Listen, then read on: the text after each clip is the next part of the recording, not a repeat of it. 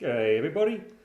So today I just thought I'd put together a pretty simple video going over the RainMachine. Now the RainMachine is a smart watering device.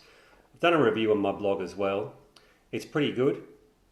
Look good in the specs, and my specific review today is going to be more about how can I get it to work here in Australia. One of the great challenges of using these US focused systems is, can you get weather data and do they work down here, and what modifications do you need to do to actually make the thing suitable for these conditions. So the first thing I want to do is just take it out of the box and show you what I'm doing to make it work here, to at least get it going in the first place.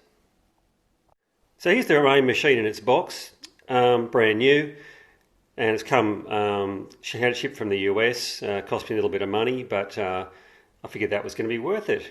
Now my mission is also to get it set up with one of these, which is a Rainbird wired rain sensor. Going wide because it's a lot easier to connect them. Don't have to worry about it. And that's going to be attached to the roof of the shed in this case. Now, the most important thing in the RainMachine when using it in Australia is it won't plug in. If we unbox it, we'll see that there's a US power adapter in there. And what I'm doing is I'm replacing it with this one, which I bought from J-Car here in Australia. And there's the model number, the MP3032, 24 volts, 1 amp. Now the RainMachine I think pulls about 700 or 750 milliamps. The point of power supplies is that they will adapt their power delivery up to the rated amperage. So this will deliver 24 volts at 700 or 750 milliamps, depending on what the RainMachine specifically requires. So let's have a look inside the box. Okay, so I've opened up the box here. There's not much inside. There's the US power adapter. With the 2 pins, useless for in this country or in most countries. And as we can see on that one, that says 24 volts at 750 milliamps output. Excuse me. So the point there is that we need to match it, and that's why over here, again, we've got this one to replace it. Bare-ended wires, and this one is also bare-ended. I think we can see there's the bare ends there.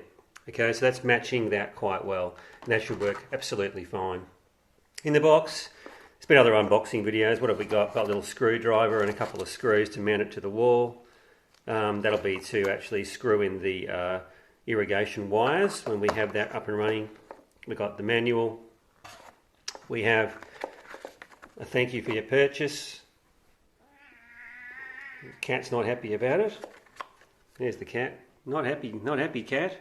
And this is a little template to mount it to the wall. You can see holes, guide holes here, here and here, and just giving an indication of where your power is going to come in, and then your zones.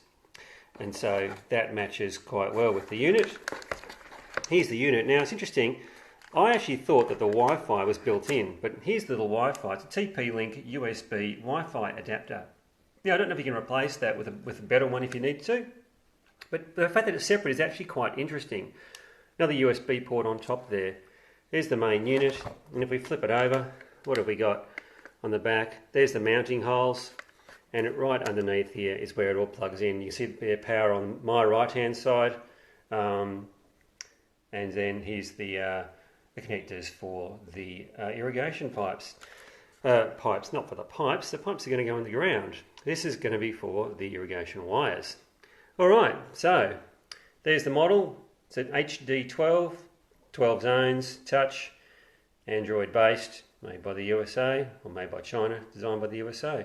So, next step will be to mount it and plug it into the wires. Alright. Okay, so now we've attached our RainMachine to the wall. There's my plug from J-Car. And I've wired in my different wires and zones. Here's our RainMachine, which I can activate with a touch screen. Showing some zones, lawn, native plants,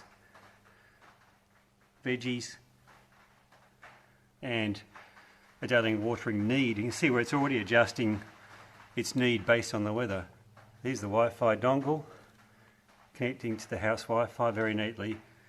Here's the connection for my rain sensor.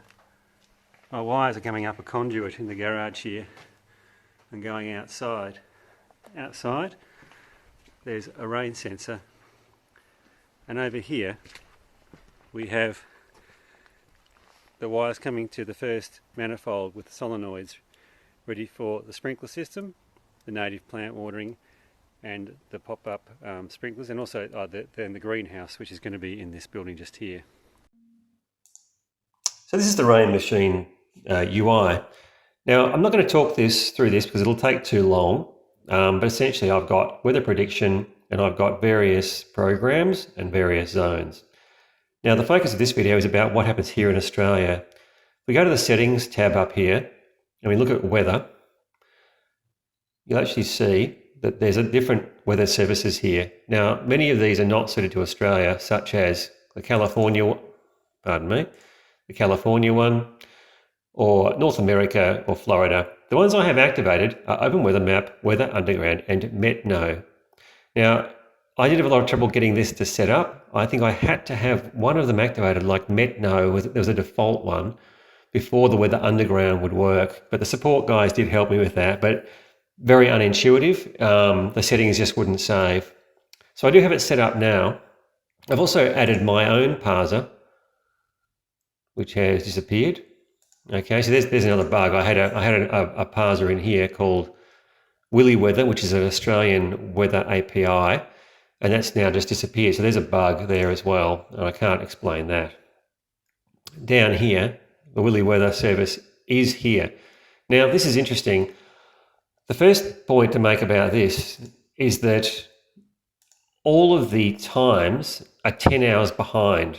So this break of day here for maximum temperature should be midnight to midnight, and it's actually coming in 10 hours before the start of the 24th of July. That's midnight, and it's actually coming in here. So all the temperatures are 10 hours out based on UTC versus local time.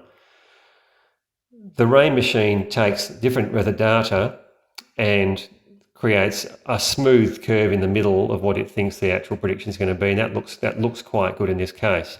Where I have a problem with it is around the predicted rain.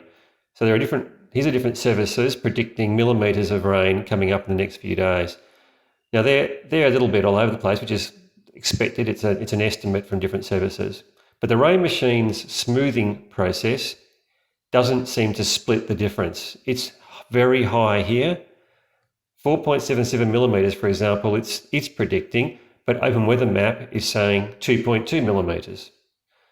So why is that so high? It goes down here, and then it's, again, RainMachine, this point here is above all the data points. So is it overestimating or underestimating? That's very confusing. So there's a few bugs, as you can see. I'm not totally convinced, but it does generally seem to be showing the right service. See, those ones have disappeared as well. There should be some in here as well. So it's good to demonstrate this, where the RainMachine has is pretty much, I call it beta software. I've come across a number of bugs. Timeline's out, it's not showing things up. I found other bugs when I was adding programs. So they're definitely struggling to test. For example, when I uploaded my service here, I couldn't upload it from Windows. You can only upload it from a Linux computer, which is very dev and what I call very techie. So we'll see how we go. But there you go, there's RainMachine.